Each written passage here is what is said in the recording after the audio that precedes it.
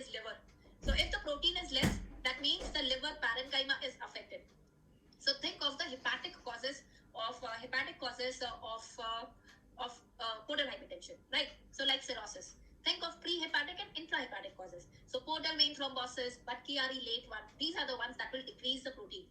So if the ascites protein is decreased, so remember that decreased ascites protein means that the liver protein synthesis is affected. So when the liver is synthesizing the proteins, one is either the portal vein is not supplying the nutrients, or the liver itself, the factory itself is damaged, right? Either there is no raw material which is coming into the factory, or the factory itself is damaged. That is why the product, that is albumin, the protein is not there. So pre-hepatic, intrahepatic causes will be the protein less. Okay, the post-hepatic causes are the ones which will not affect the ascites proteins. Okay, so the causes related to the heart and the IVC, hepatic veins, basically these are the ones which will not affect the protein of the ascites, they will be high. So heart failure, constrictive pericarditis, IVC obstruction, early Budd-Chiari is like post-hepatic. Late Budd-Chiari, the liver parenchyma also gets affected, so the total ascites protein will be less. Okay, and which is that cause where you have SAAG less than 1.1 and the ascites protein is also decreased? That is nephrotic syndrome. Why is the in nephrotic syndrome the ascites protein is less? Because there is albuminuria, because there is proteinuria, right? So remember these points for SAAG. Okay, so the next diagram also simplifies the same thing.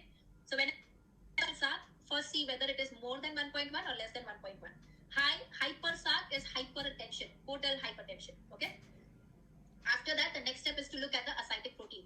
If the ascitic protein is more, that means it is post-hepatic cause. CHF, constrictive pericarditis, Budd-Chiari, sinusoidal obstruction syndrome, which basically leads to hepatic venous obstruction, IVC obstruction, all these are post-hepatic. If it is less than 2.5, just a minute. If it is less than 2.5, here in this flow chart, you also see that we are looking at the ascitic PMN. PMN is the neutrophils, the WBC count basically. If the PMNs are high, the neutrophils are high, we know that it's an acute infection, so that indicates this is bacterial peritonitis. If the WBCs are not high, that means it is the liver parenchyma affected, that is cirrhotic ascites. Okay, so that is how you will remember the concept of SAAG. Is this clear with everyone? So just summarizing again, SAAG more than 1.1, less than 1.1. Okay, more than equal to 1.1. It is portal hypertension. Then the next thing to look at is the total ascites protein.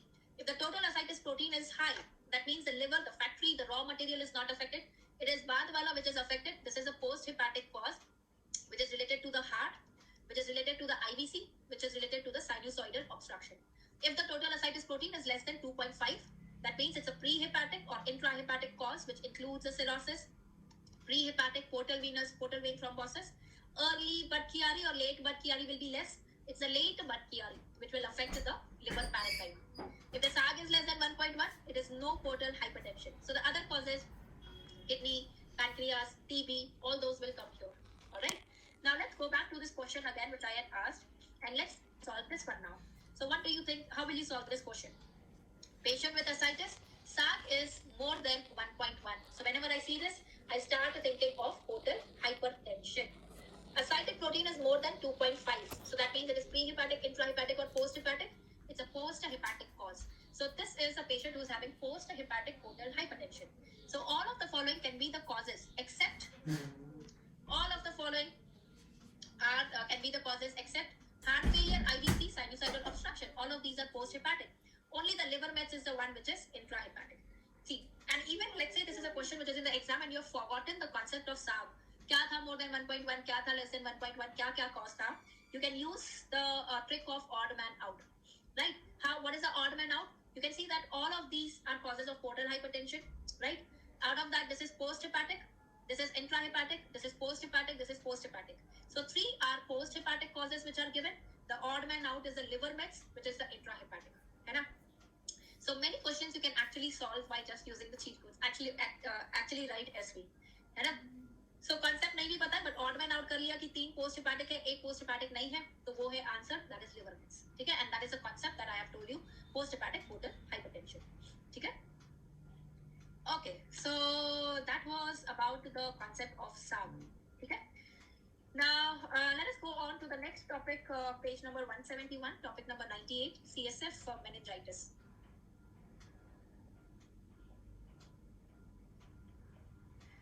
So in CSF meningitis, again, just the cheat codes, the important points that help us solve the question, whether the meningitis is bacterial, whether it is viral, or it is TB meningitis. First of all, in meningitis, what will be the history? There will be fever, there will be neck rigidity, right? Fever with neck rigidity, we should start thinking of meningitis. Where else a neck rigidity can be present? Apart from that, subarachnoid hemorrhage, right? Subarachnoid hemorrhage. But in subarachnoid hemorrhage, there will not be any fever. Okay, there will not be any fever. So fever with neck rigidity, that is a meningitis, and it can also have along with it the presentation of hydrocephalus. Okay, the presentation of hydrocephalus.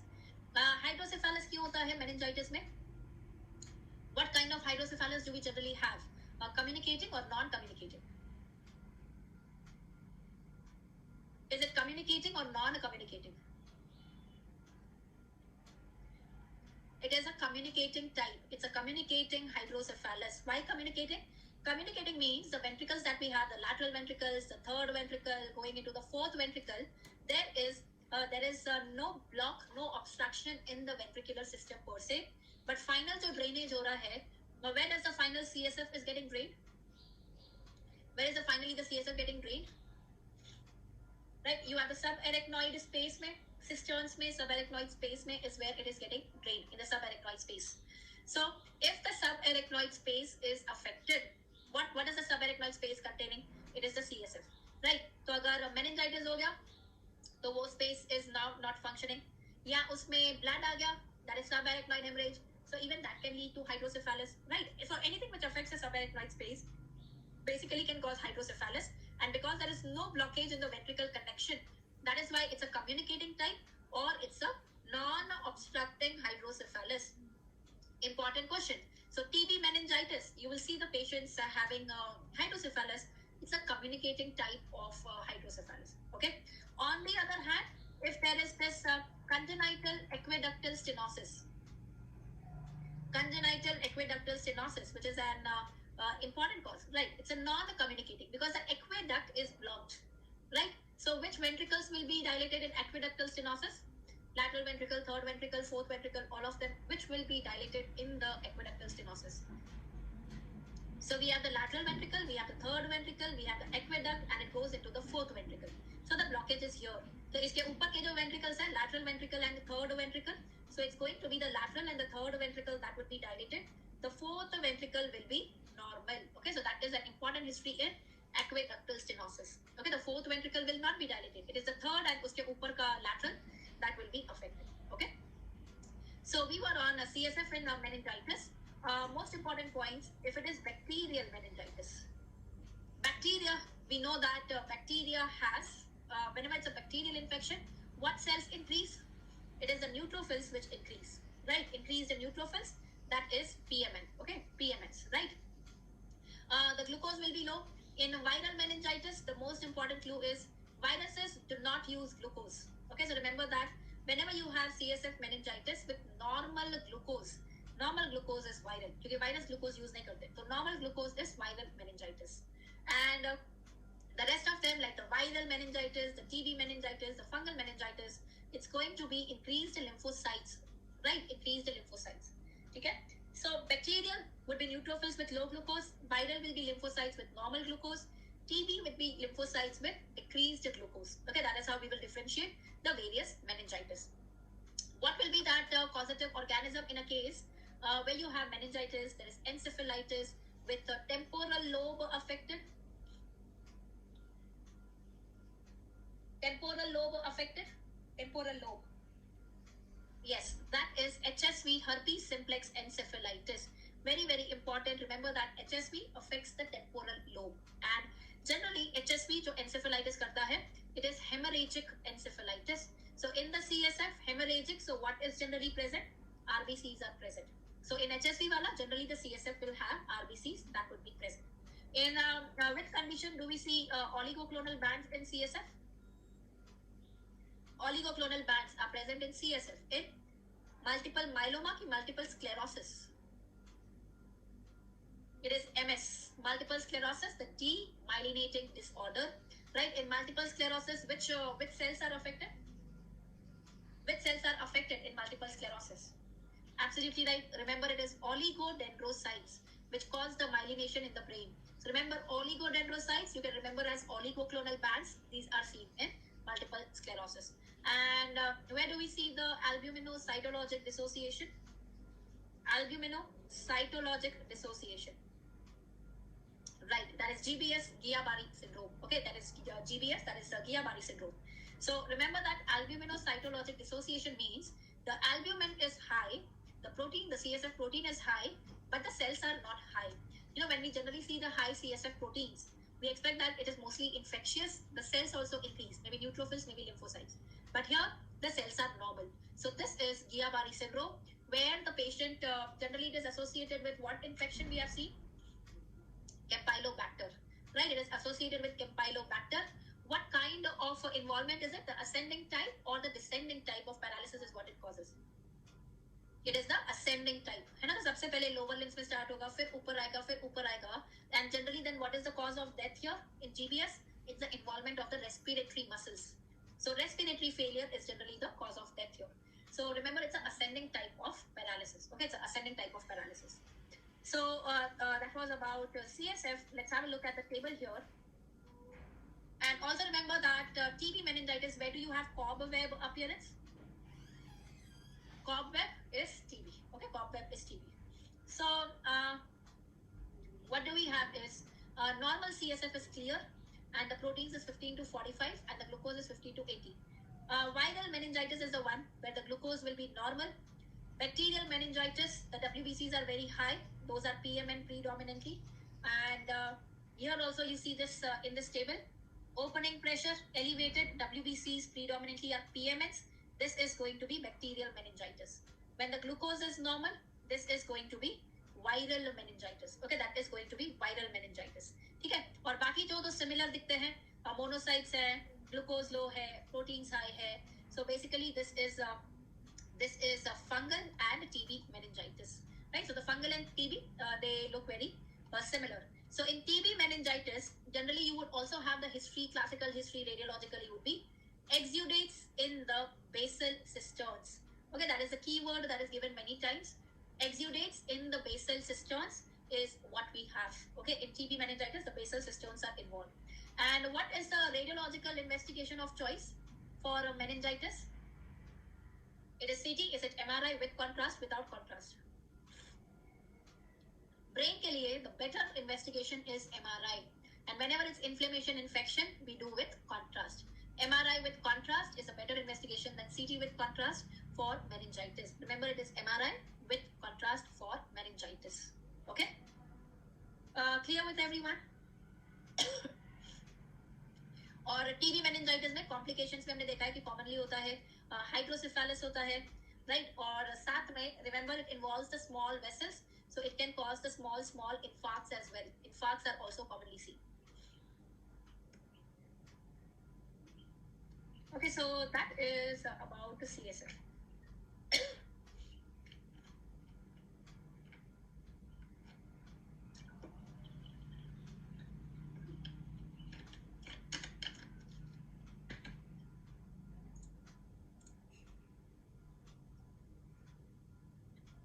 Fungal and TB would be very similar. है ना? अगर fungal meningitis होगा, जैसे cryptococcal, in the background you would have a history of it's an opportunistic infection, so the patient is immunocompromised का history रहेगा fungal में, right? So it's not just a CSF, it's a complete scenario that we need to look at to make a diagnosis. Newborn वाले meningitis, this is going to be what is the point about infarct? So I told you that TB meningitis, there's another common complication that can happen is the infarcts. Infarcts are common with TB meningitis because the TB meningitis also involves the small vessels like the lenticulostriate branches, and they can cause infarcts.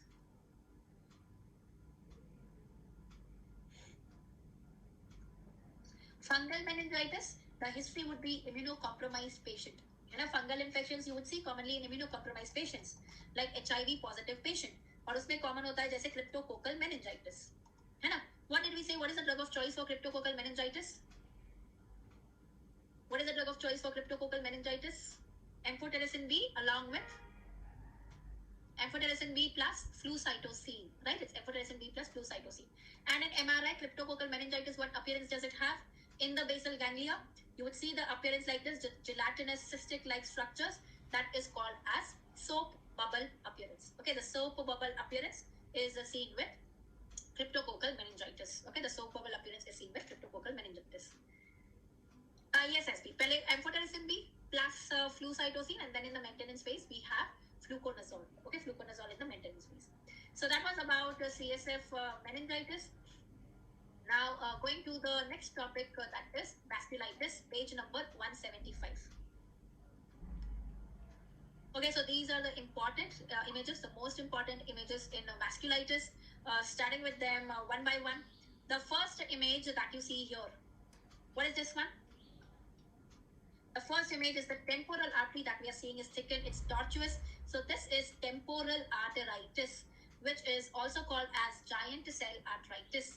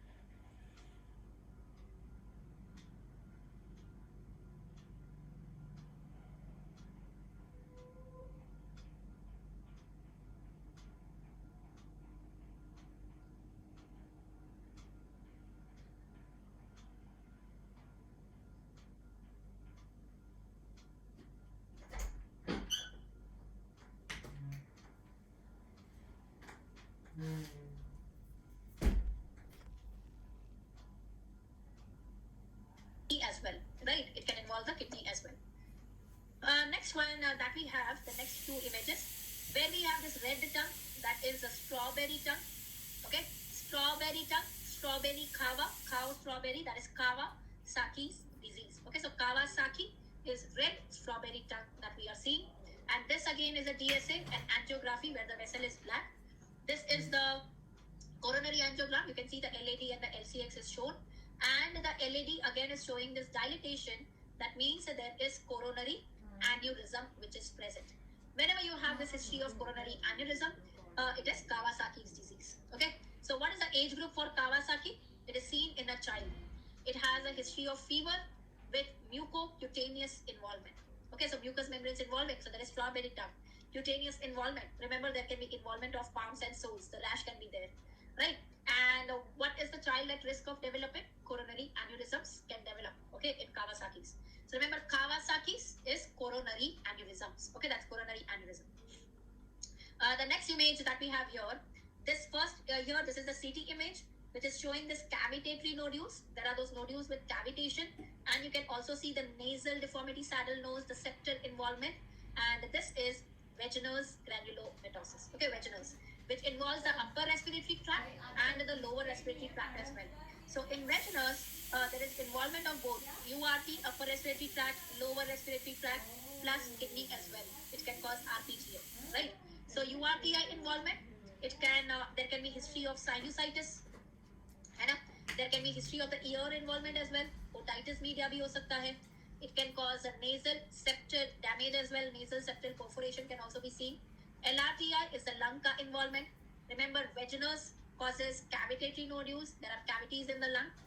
And then there can be history of hematuria as well. Okay, there can be history of hematuria as well. So that is vaginous. And a very, very important point to identify vaginous is what antibody positive? It is C ANCA positive. Okay, it is C ANCA positive.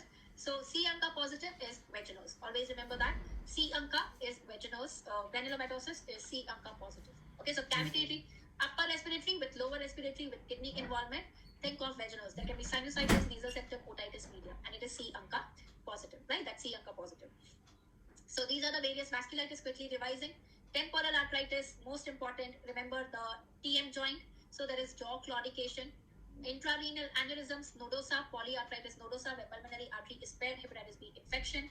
Where you have the aorta and its branches which are affected, subclavian artery, pulseless disease, it is Takayasu's. HSP has palpable purpura, abdominal pain, GI bleed, arthralgias, IgA deposits. Red strawberry tongue with the coronary aneurysms, Kawasaki's. Nasal septal involvement with the cavitatory lung nodules, vaginous, which is C ANCA positive. Okay, which is C ANCA positive. So that is about vasculitis. Okay, that's about vasculitis. Any queries here in vasculitis?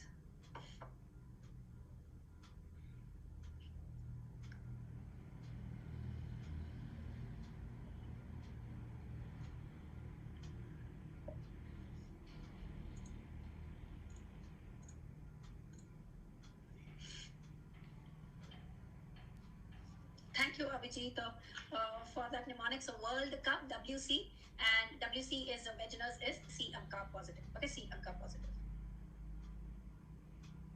Yes, the white strawberry tongue is the scarlet fever.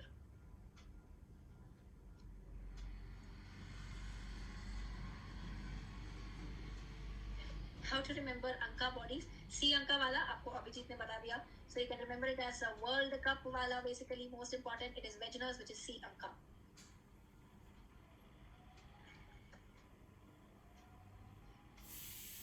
Okay, I have not made a mnemonic yet on C ANCA and P ANCA. किसमें होता है? At least for our exam, what we need to know is, where we are tested commonly is C ANCA is vaginous. That is what we should know for our exam. Very, very important. Charles-Stross will have the history of asthma and eosinophilia. So in a vasculitis, when you would have asthma and eosinophilia present, then it's going to be Charles-Stross, right? So remember that in Charles-Stross, it is going to be asthma ka history along with increased eosinophils. That is the most important history there. Yes. So I believe 1 or 2 days more, Shri and Dr. Shravan. Uske baad maybe my throat will get some rest. Okay. Why will there be the confusion between HSP and the apple jelly nodules? Where do you see the apple jelly nodules? Where do we see the apple jelly nodules? TB में दिखता है ना? Right, वो आपको diascopy वाला image देंगे. Right, the lupus vulgaris, cutaneous TB. It's on the slide wala. Right, and HSP will have a very, very different clinical symptoms. There will be GI bleed, abdominal pain, arthralgia, along with the skin lesions. Right? Okay, so that's about vasculitis. Now, going to the next topic here that we have. Let us quickly do porphyrias also. Porphyrias include here. So the topic of porphyrias. See, porphyrias seems to be a difficult topic, but remember that it's not as difficult as it seems. So what is, let's understand the concept of porphyria. What exactly is porphyria? Porphyria means increased porphyrins. Where are these porphyrins formed? These are the intermediates of heme synthesis, right? So whenever the heme synthesis is affected, the heme product is not getting formed. So its intermediates, that is porphyrins, will be increasing. So when heme synthesis is affected is basically porphyria. Now based on which step in the heme synthesis is affected, what is the type of porphyrin that has accumulated? We have the clinical symptoms in the patient. We have different lab investigations. So we have various types of porphyrias, which basically is because of what step, what enzyme is affected and what porphyrin is accumulated. So if you see in the heme synthesis, the type of porphyrins that are formed, the first one is uroporphyrin, then it is coproporphyrin, and then it is protoporphyrin in the end. Okay, so pehla hai uroporphyrin first, then it is coproporphyrin, and then it is protoporphyrin. Okay, then it is protoporphyrin. So in the heme synthesis, this step, let me just get a magnified image of this flowchart here.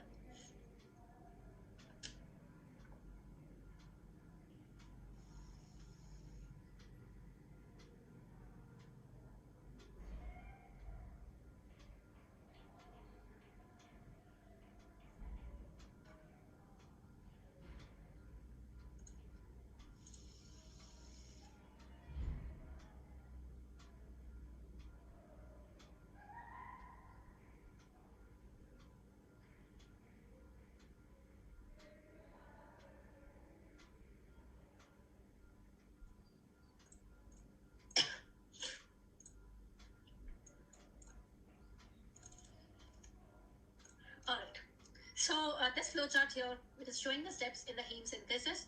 So look at this one. The first is the uroporphyrinogen, then we have the coproporphyrinogen, then we have the protoporphyrinogen, and finally is the protoporphyrin which is formed. So that is what we said. It is U, C, P that is formed. Okay, that's the sequence. So the first one to be formed is uroporphyrinogen, right?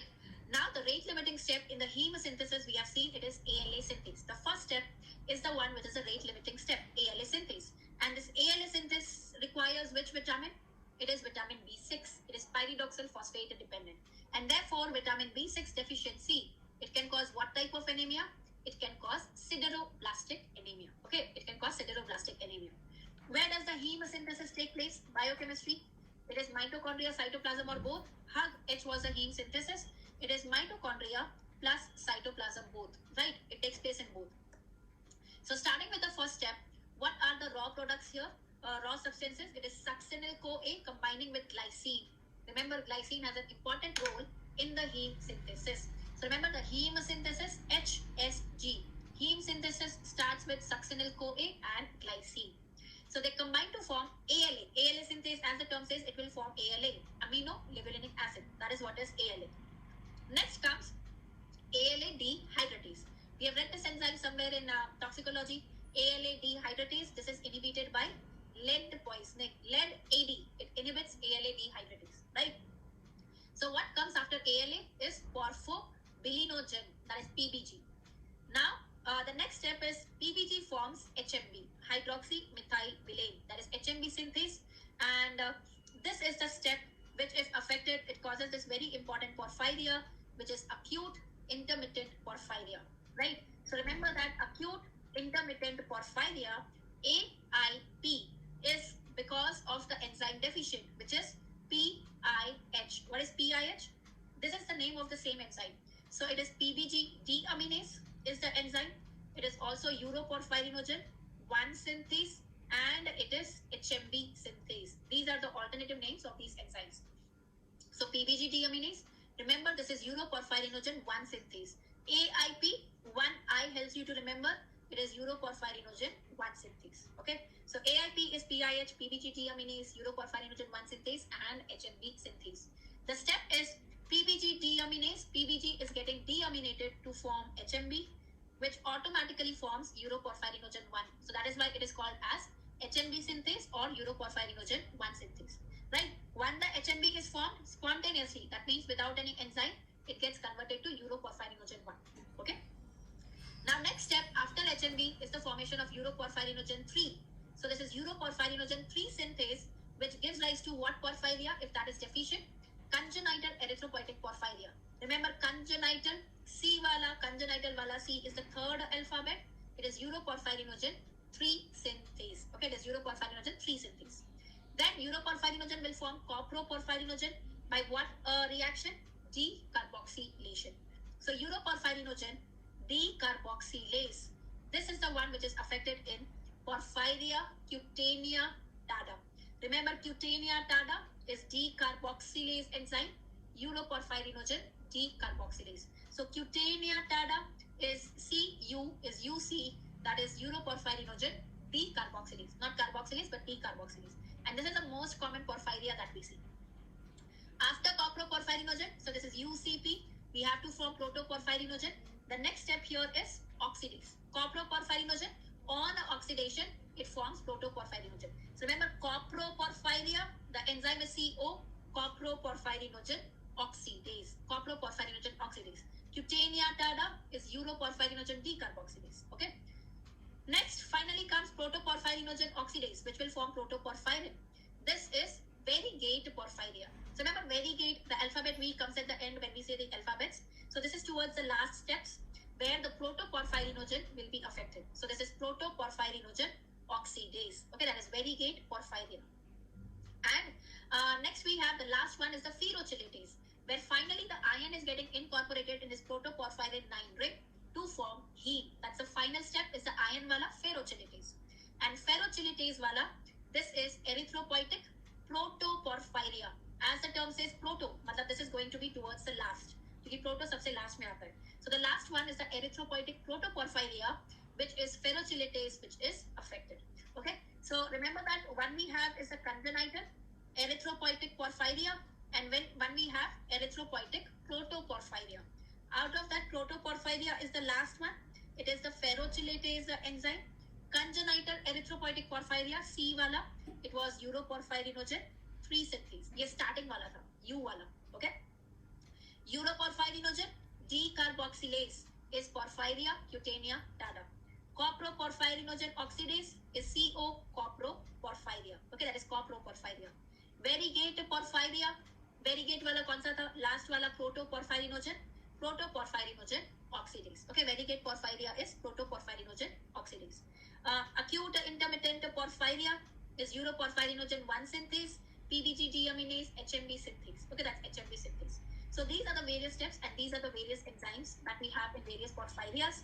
Now, what are the symptoms in the various porphyrias? Going to the first one here.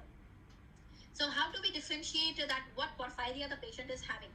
One is based on the symptoms.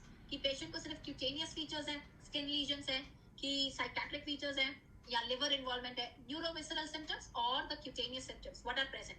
Is it NV? NV means neurovisceral symptoms, or it is just the cutaneous photosensitivity that the patient has. Now look at the ones which have both. Okay, the porphyria which has both. Neurovisceral and CP, both are present in coproporphyria and variegate porphyria. So remember that both is combined. हमने ये पहले भी देखा है. Both is combined positive, right? Combined, that was CLL was 5 positive, 23 positive. Similarly, combined, that is both positive, combined is coproporphyria. And remember that variegate, V, when I write V, it's basically 2. So variegate has two features, that is both of the features. So remember, combined and variegate, that is copro and variegate, have both present. The rest of them which have only cutaneous features.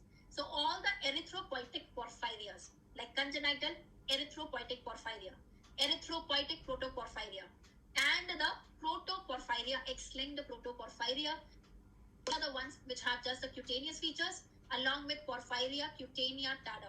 As the term says, cutanea will have just the cutaneous features. It will not have the neurovisceral involvement.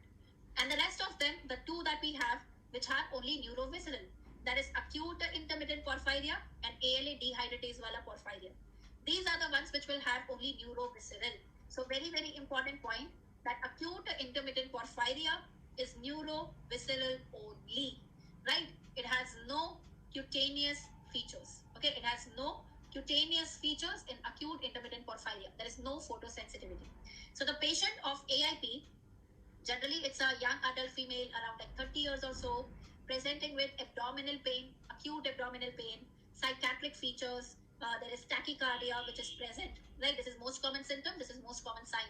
Remember, there is no photosensitivity in acute intermittent porphyria. If you see there are cutaneous lesions present, AIP is out.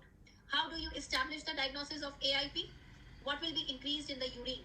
Because it is PBG deaminase which is affected, so porphobilinogen will be increased in acute intermittent porphyria. Okay, porphobilinogen will be increased. Okay. So this is about the features. I hope this is clear. Combined is copro and variegate. All erythropoietic is cutaneous manifestations along with cutanea tada. AIP and ADP is neurovisceral only. Okay, it's neurovisceral only. These are the enzymes which are given. AIP is HMB synthase, also called porphobilinogen deaminase, uroporphyrinogen 1 synthase. Porphyria cutanea tada, CU is U and C, but along with its D carboxylase, uroporphyrinogen D carboxylase. Coproporphyria is coproporphyrinogen oxidase. Variegate porphyria is protoporphyrinogen oxidase. Congenital is uroporphyrinogen 3 synthase. Erythropoietic protoporphyria, the last one, is the ferrokinase. And X-linked protoporphyria is the first enzyme, the rate-limiting enzyme ALA synthase, right? It's ALA synthase 2. इसका deficiency नहीं, basically इसका gain है, the gain of function mutation, not the loss of function, which causes X-linked protoporphyria. So this is the one which is going to be X-linked, the ALA synthase wala. Okay, all which porphyrias are now autosomal dominant and autosomal recessive. Remember, autosomal recessive, AR is ER. All the erythropoietic porphyrias, they are autosomal recessive. So congenital erythropoietic porphyria, erythropoietic protoporphyria, this is autosomal recessive. Plus you have the ADP, that is ALA dehydratase. नाम में उसके आता है AD, but remember that it's a misnomer. It's not AD, it's not autosomal dominant, it is autosomal recessive. The rest of the porphyrias, they are autosomal dominant. So AIP is autosomal dominant. Remember that AIP is autosomal dominant. It's not autosomal recessive. Cutanea tada, coproporphyria, variegate, all of these are autosomal dominant. So what did we see in the inheritance? X-linked, autosomal recessive, autosomal dominant. X-linked wala, X-linked protoporphyria, which is ALA synthase 2, gain of function mutation. AR is ER. So all the erythropoietic porphyria, congenital erythropoietic and erythropoietic protoporphyria, plus the misnomer, that is ALA dehydratase, this is autosomal recessive. The rest are autosomal dominant. AIP, porphyria cutanea tada, coproporphyria, and variegate porphyria. Okay, these are autosomal dominant. Okay, these are autosomal dominant. Right? So clear with the inheritance, clear with the enzyme, and you are clear with the features. AIP is only neurovisceral, cutanea tada is only cutaneous. Copro and variegate are the ones which will have both neurovisceral features and the cutaneous features as well. Okay, and this image that we have, where you see the skin lesions on the dorsum of the hand, which are scarring lesions, blistering photosensitivity, that is porphyria cutanea tada. Okay, the porphyria cutanea tada is blistering. ठीक है, जो protoporphyria वाले होते हैं, the first and the last one, which is protoporphyria, one is X-linked protoporphyria, one is erythropoietic protoporphyria, the first and the last enzyme. These are the ones which are non-blistering skin lesions. Okay, so protoporphyrias will have non-blistering, the X-linked wala and the erythropoietic protoporphyria. These would be non-blistering. The rest of them have the blistering skin lesions. Okay, the rest of them have the blistering skin lesions. Is this clear with everyone about porphyrias? I think, yes, we are done with the topic of porphyria. समझ में आया? So tell me the points about acute intermittent porphyria. Is it autosomal dominant or autosomal recessive? Is it autosomal dominant or recessive? Autosomal dominant. What is the enzyme deficient? Enzyme deficient in AIP is PIH. PBG deaminase, uroporphyrinogen 1 synthase, and you have HMB synthase. In which porphyria do you have uroporphyrinogen 3 synthase which is deficient?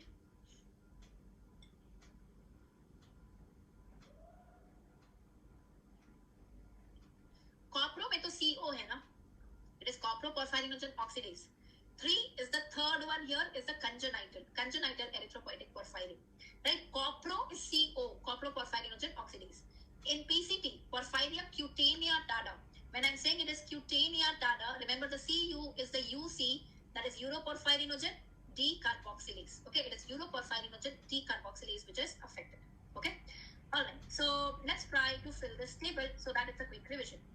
XLP, X-linked protoporphyria. इसमें enzyme deficient कौन सा होगा? The first one, ALA synthase deficient नहीं. This is going to be the gain of function. Okay, gain of function. What is the inheritance? It is X-linked. Is it hepatic or erythropoietic? That is neurovisceral. It is neurovisceral or cutaneous form. Erythroprotoporphyrias. Protoporphyrias are cutaneous only. What kind of cutaneous features? Non-blistering. The first and the last is non-blistering. ADP. ADP, ALA dehydratase. What is the inheritance pattern? It's a misnomer. It is autosomal recessive. What are the features? ADP, AIP is neurovisceral only. What inhibits this enzyme? It is lead poisoning. Okay, lead poisoning inhibits that. AIP, what is the enzyme deficient? PIH, uroporphyrinogen 1 synthase. Inheritance, autosomal dominant. It is neurovisceral only. Right? There are no cutaneous features. What is increased in the urine in AIP? Increased urine porphobilinogen. Okay, it's a porphobilinogen which is elevated. Congenital erythropoietic, C and the E. E also looks like 3, right? The reverse 3. So this is uroporphyrinogen 3 synthase. Erythropoietic, ER is AR. Okay, ER is AR. Erythropoietic, what are the features? They have cutaneous features, correct? Next one that we have, PCT, which is the most common porphyria in adult. PCT, porphyria cutanea tarda, is uroporphyrinogen decarboxylase. What is the inheritance pattern? It is autosomal dominant, cutaneous only. And this is the porphyria which has a lot of association with the acquired conditions as well. It can be acquired as well, like with hepatitis C infection, alcoholic patient. This can be acquired as well. Okay? HCP, coproporphyria, is coproporphyrinogen oxidase. It is autosomal dominant. Copro is combined. It is NV plus C, neurovisceral plus cutaneous. Variegate, last wala, protoporphyrinogen oxidase, autosomal dominant. Variegate is V is 2. It is neurovisceral plus cutaneous both. And then you have EPP, protoporphyrias erythropoietic is AR. The last enzyme, ferrochelatase. This is also inhibited by lead. And the features are cutaneous features which are non-blistering. The first and the last are the ones, the protoporphyrias basically are the ones which have non-blistering skin lesions. Okay, which have the non-blistering skin lesions. Okay? Is this clear with everyone about porphyria? What is PIH? The PBG deaminase, uroporphyrinogen 1 synthase, and HMP synthase. So if you know these points, you'll be able to solve the questions on porphyria. And remember that in porphyria as well, you have the history of urine turning black urine or the red urine on standing. It's not just alkaptonuria. Even with porphyria, you will have that history. Okay? Blistering, the ferrochelatase is also inhibited by lead. We saw in lead poisoning both the ALA dehydratase and the ferrochelatase, both of them are inhibited by lead. See, blistering are the rest of them. Non-blistering are the protoporphyrias. The first and the last are the ones which are non-blistering. So you have first one, X-linked protoporphyria, last one, erythropoietic protoporphyrias. So basically remember that protoporphyrias are the ones which are non-blistering. Okay, which are non-blistering. What is PIH? PIH is the enzyme defective in AIP. It is porphobilinogen deaminase. It is uroporphyrinogen 1 synthase, and it is HMB synthase. It is the same name for different names for the same enzyme basically.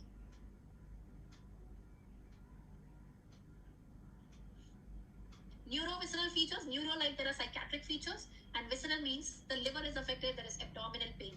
So abdominal pain, psychiatric features is what is the history given in porphyrias generally.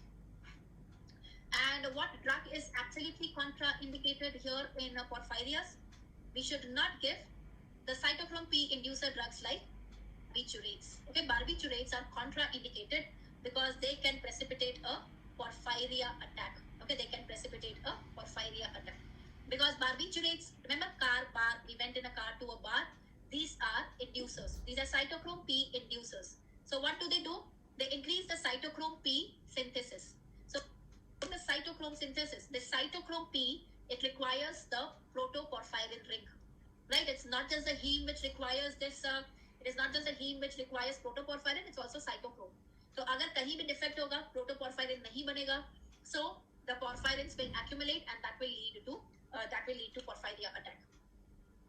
AIP, remember, is only neurovisceral. So abdominal pain, psychiatric features, sudden onset features come.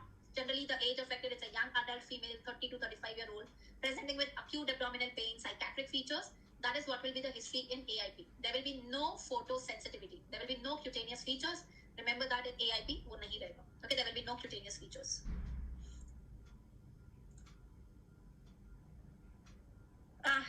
Right? ठीक है? Biotin deficiency से PCT होगा क्या? क्यों होगा मुझे नहीं पता, क्योंकि PCT it's a decarboxylase. Biotin is required for carboxylation, Aditya, है ना?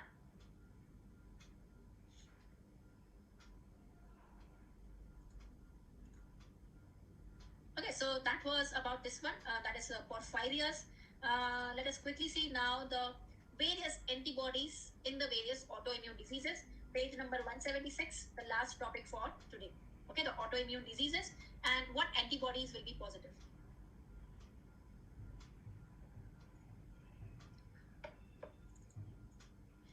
Right, so the first one that we have, myasthenia gravis versus Lambert-Eaton syndrome. We had discussed in one of the recent Fast 5 YouTube live session. Myasthenia gravis versus Lambert-Eaton. In myasthenia gravis, it is the post-synaptic. If this is the synapse that we have, it is a post-synaptic acetylcholine receptor antibody that is present in myasthenia gravis. While in Lambert-Eaton, it is a pre-synaptic. Remember, Lambert-Eaton, L comes before M. When alphabetically we say ABCD, it is L before M. So L is pre-synaptic, M is post-synaptic. So Lambert-Eaton is pre-synaptic, calcium channel, which is affected. The antibody against that, in myasthenia gravis, it is acetylcholine receptor. Okay. Myasthenia gravis, the classical history would be there is ptosis, fatigue, which is more at evening. And as the day goes by, with a lot of usage of the muscles, the fatigue sets in. Lambert-Eaton is the opposite. Lambert-Eaton also has the autonomic features, right? It has the deep tendon reflexes also affected, which is not affected in myasthenia gravis. And always remember the association of myasthenia gravis with thymoma, right? Thymoma directly नहीं देखे, question में आता है कि there's a mediastinal mass, okay? And with thymoma, what is the paraneoplastic syndrome associated? The NEET PG question. It is pure red cell aplasia. Okay, remember that it is pure red cell aplasia, which is seen with thymoma. Next one that we have anti-phospholipid syndrome, which has an APLA, right? It has anti-beta-2 glycoprotein antibody, which is present. This one has a history of a female with recurrent abortions, right? There are recurrent abortions. Then you have SLE wale. ANA is ANA is a screening test basically we do in any suspected autoimmune disease. So it is sensitive, but it is not specific. So you can have ANA positive in SLE. You can have ANA positive in Sjogren's scleroderma. So remember that ANA, anti-nuclear antibody, that is ANA is positive in many conditions. So it is just a screening antibody. And it is more often associated with SLE, though it is not specific. What is the specific antibody in SLE? In SLE, the sensitive one, that means the first one that we do is ANA. Sensitive wala is the screening test, okay? But the one which is specific is the Smith antibody, okay? That's an anti-Smith antibody. What is the test that we do for the disease activity? You know how active is the disease? That is anti-DS-DNA, okay? Anti-DS-DNA, that is for the disease activity, okay? So going to this one. So anti-DS-DNA, anti-Smith, this is in SLE. In drug-induced SLE, we have seen that we take the drug history in drug-induced SLE. So drug history, that is antihistone antibodies. Antihistone antibodies. Lupus, anticoagulant, anticardiolipin. This is again in APLA. Okay, it is again in APLA, the antiphospholipid syndrome. Mixed connective tissue disease. Remember, mixed, everything is mixed, like in the universe. So remember, this is universal mixed. It is U1. U1 is universal mixed connective tissue. So U1 RNP, ribonucleoprotein RNP, NT-U1 is your mixed connective tissue disease. In rheumatoid arthritis, the specific one is NT-CCP, that is cyclic citrullinated peptide. It is CCP, which is the specific one in rheumatoid arthritis. Okay, it is CCP. And we also have rheumatoid factor. There has been a question on this previously, that rheumatoid factor, what is it? Remember that it is a IgM antibody. It's not IgG. It's a IgM antibody against IgG ka FC region. So we have immunoglobulins, which are the light chains, which are the heavy chains. They have the FC region. So in rheumatoid arthritis, this is a IgM antibody against the IgG ka FC region. Okay. So remember that rheumatoid factor is IgM against IgG. Okay. So that it is, the question asked is it IgG against IgM or IgM against IgG? It is IgM against IgG. Okay. Then you have Sjogren's. Sjogren's is Jo. It is ending in like O. Remember, Jo is Rho, anti-Rho, and anti-La. So Rho-La is Sjogren's. So Sjogren's syndrome is SS. This is also called as SSA antibody, SSB antibody. So remember that Rho-La is also called as SSA and SSB. And Rho-La, Rho is Jo. That is Sjogren's syndrome. Okay. And what is the history that we have generally in Sjogren's? Sjogren's main most important history is dry mouth, dry eyes, keratoconjunctivitis, sicca. Sicca means dry. So we do the Schirmer's test for the dry eye. So dry mouth, dry eyes, salivary gland enlargement, lymphomas. What lymphoma? Marginal zone lymphoma. We have seen that. Right? So that is the history in Sjogren's. Scleroderma, diffuse scleroderma, and limited one. That's a CREST syndrome. So remember that in CREST syndrome, CREST is C. It is centromere antibody. C is for C. Anti-centromere is the CREST syndrome. Okay? And SCL70. SCL again stands for scleroderma. So anti-SCL70, which is actually the DNA topoisomerase 1.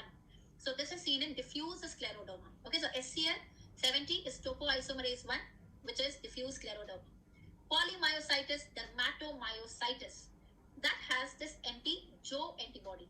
So remember, dermatomyositis. What tumor marker test should we do in dermatomyositis? It is CA125. Why? Because there is increased risk of ovarian cancer. Very, very important.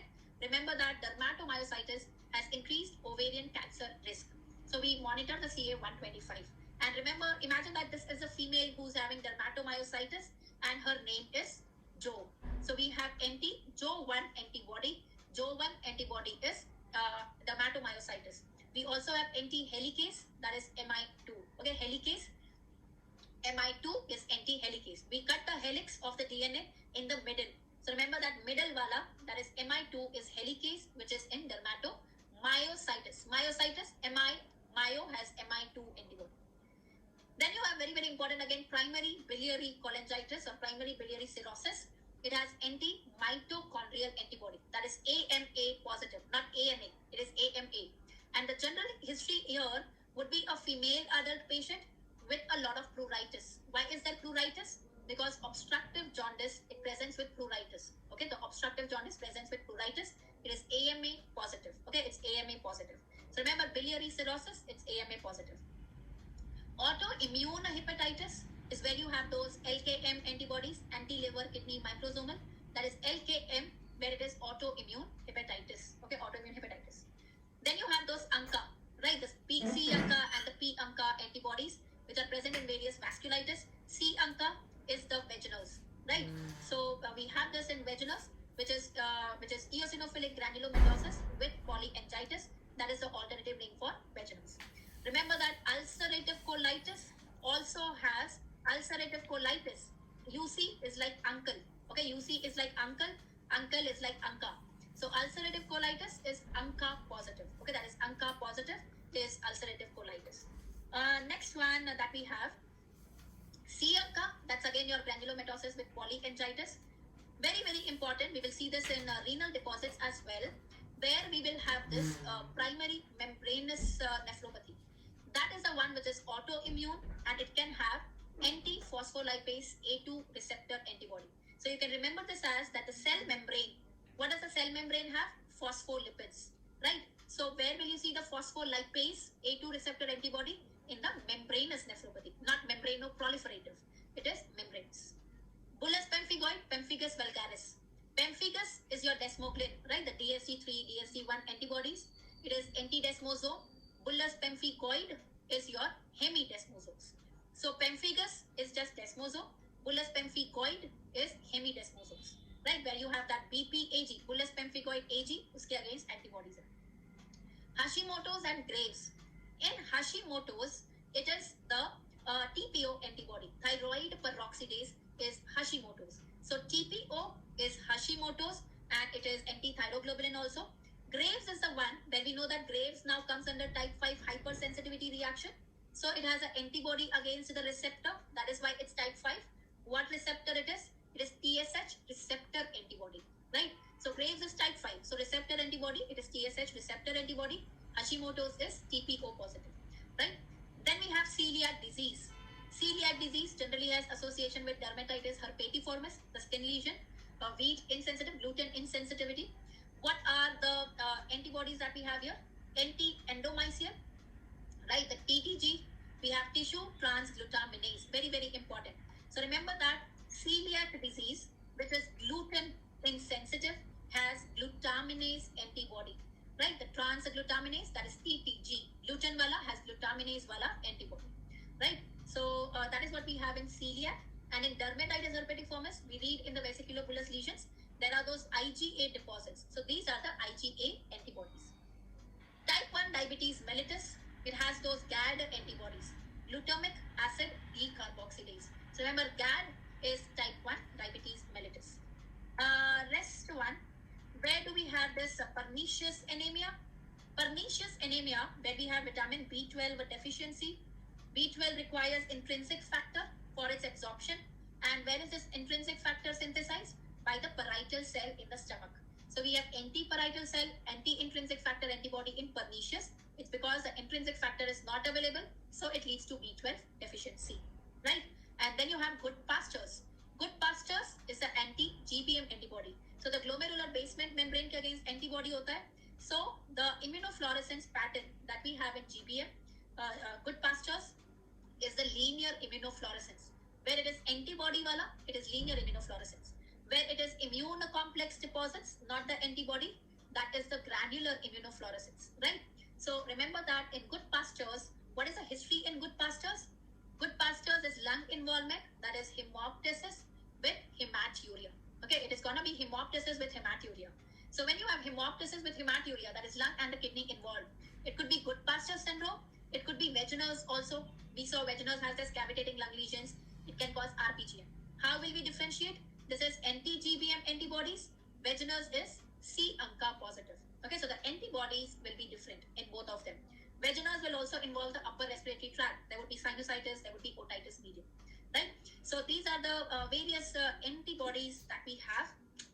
We need to know the clinical features like dermatomyositis. There is lilac rash, there is shawl sign, there are Gottman's papules, there are mechanics hands. All these are the features. So the clinical history is given and you'll be asking what antibody will be positive, right? So combine it with the clinical features of the autoimmune diseases. So primary biliary cirrhosis, female patient with pruritus, anti-mitochondrial antibody positive. It's AMA positive. Whereas TTG positive, tissue transglutaminase is positive in which condition? Tissue transglutaminase. Glutaminase is gluten, that is celiac. Okay, that is celiac disease. And celiac disease में जब हम biopsy करेंगे, what do we see is the villus atrophy is what we see there. ठीक है? UC, ulcerative colitis, is ANCA positive. Okay, it is ANCA positive. Good pastures is anti-GBM antibodies, right? So that has a linear immunofluorescence. Good pastures can involve the lung, the alveolar basement membrane, and also the glomerular basement membrane. So it causes hemoptysis along with hematuria. ASCA is Crohn's. Okay, so ASCA is Crohn's.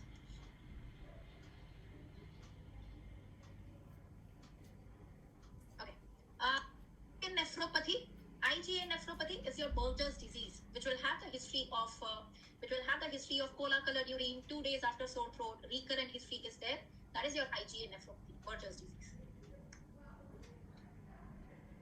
APLA, in the APLA, that is antiphospholipid antibody syndrome, generally the clinical history that you would be given is a patient who has recurrent abortions, procoagulant state is there, it's a prothrombotic state, right? So that is APLA. That will be the history given. Yeah, eosinophilic vela is Church-Strauss. I believe we read this one. So let's just correct here. Eosinophilic vela, we discussed this is Church-Strauss syndrome. Okay, this is Church-Strauss. This one, granulomatosis with polyangiitis, which is without the eosinophilia. This one is vaginous, which is C anka. Church-Strauss is P anka.